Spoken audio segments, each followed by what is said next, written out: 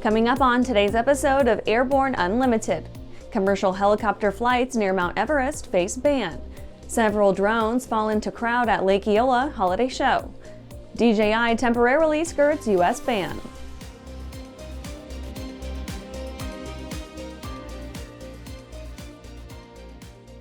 Welcome to Airborne Unlimited. I'm your host, Holland Lee. Let's get into today's stories. Commercial helicopter flights near Mount Everest face ban. Growing concerns over the environment, local businesses, and the community have led Sagarmatha National Park officials to consider placing a ban on commercial helicopter flights. The park, home to the famous Mount Everest, draws in upwards of 100,000 visitors per year. Several helicopter companies run frequent aerial tours over the region, which has been seen as a great way to explore the mountains without having to get your hands dirty. While this is beneficial from a tourism standpoint, helicopter tours are controversial due to the potential for environmental harm, noise pollution, and local business opportunities. Nimanuro Sherpa, president of the Nepal Mountaineering Association, said, quote, "National parks are essential for Nepal's tourism revenue, and conservation should be a primary concern. However, the park should not impose restrictions without careful consideration," end quote. Park authorities, along with the Khumbu Pasang Lamu Rural Municipality, Buffer Zone Management Committee, and other stakeholders recently decided to place a ban on commercial helicopter flights and landings in Khumbu Valley beginning January 1st, 2025. This would only allow certain rescue operations in the Mount Everest area.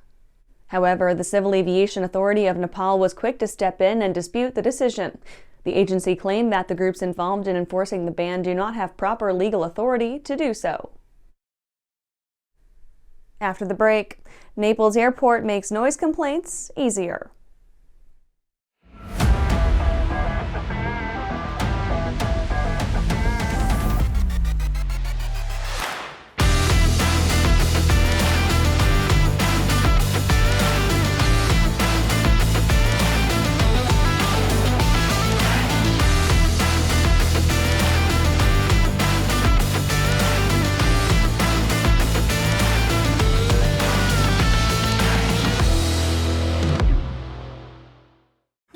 Well, hello, fellow pilot. I'm John King. And I'm Martha King. You know, we've all had our flying lives disrupted lately. Well, King Schools is here to help you stay up to date with courses that you can access on your desktop, iPad, or iPhone.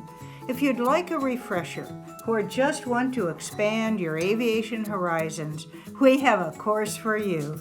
So head over to kingschools.com/rusty today for details. Welcome back. Now let's take a trip around the patch for some shorter stories. Naples Airport makes noise complaints easier. Naples Airport Authority is taking a counterproductive, albeit modern twist on addressing community concerns with a new mobile app for noise complaints. The app allows anti-aviation users to report aircraft noise events directly from their smartphones, thus making it easier to damage the mission and the image of the airport. With over 123,000 takeoffs and landings in 2024, complaints have only grown louder about an airport that was likely there long before the complainants. Atlantic City officials call off 2025 air show. Atlantic City officials are canceling the 2025 Atlantic City Air Show. The team also grounded the 2024 event earlier this year after a major act withdrew. Officials explained the cancellation as a strategic pause, allowing them to review community engagement strategies, spending trends, event logistics, and their ambitions for future air shows. They aim to rebuild an economically sustainable air show after nearly 20 years of holding the title as New Jersey's largest free event. The 2024 Atlantic City Air Show was also called off, but for different reasons. Starlight is first UAS ICAS Platinum Pinnacle Award winner.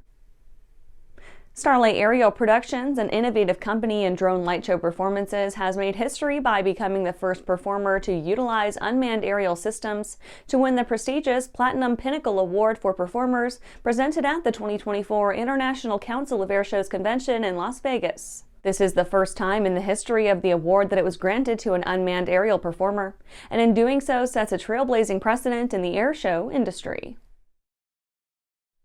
2 U.S. Navy pilots survive accidental shoot-down. Two U.S. naval aviators on an FA-18 Super Hornet were shot down over the Red Sea on December 22nd. Military officials reported that it was a friendly fire incident, with a U.S.-owned guided missile cruiser mistaking the fighter jet for an enemy aircraft. Luckily, both pilots were able to eject from their FA-18 and parachute down safely, with just one suffering minor injuries. The U.S. military reported that the jet involved was assigned to the Strike Fighter Squadron 11 Red Rippers based at Virginia's Naval Air Station Oceana. That's it for today's trip around the patch. Let's get back to the rest of the news. Several drones fall into crowd at Lake Eola holiday show. The FAA is investigating an incident at Orlando's Lake Eola holiday performance.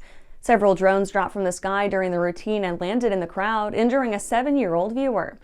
The holiday drone show held at Lake Eola Park was the third consecutive year of operation, with the event consistently drawing in crowds upwards of 25,000 people.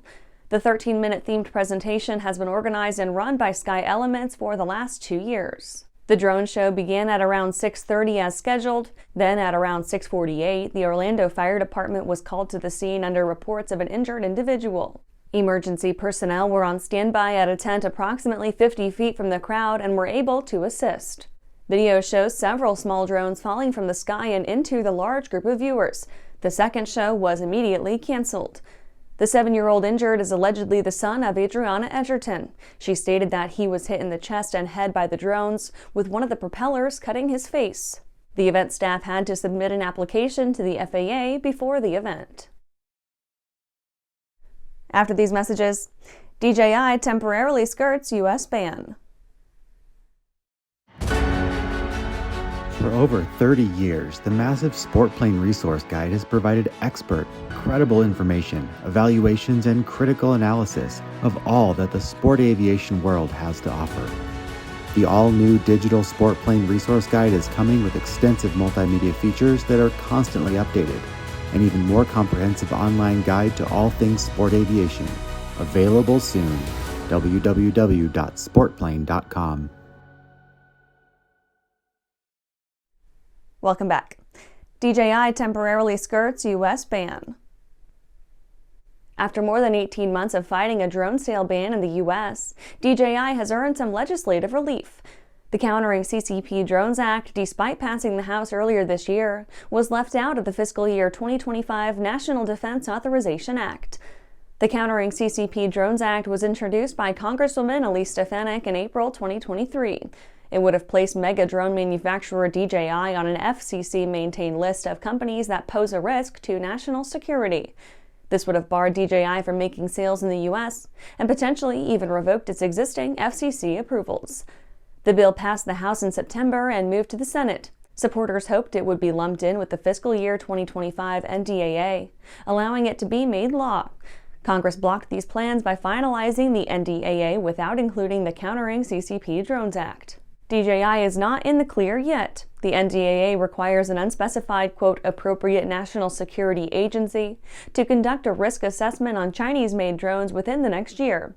If it's not completed before the period expires, DJI will immediately be slapped onto the FCC covered list and be banned from the U.S. DJI has expressed concerns over the risk assessment decision. And that's our show for today. You can catch episodes of Airborne on YouTube, Roku, or Fire TV. Just search for Aero-News or Airborne. And don't forget to follow us on social media. Thanks for watching.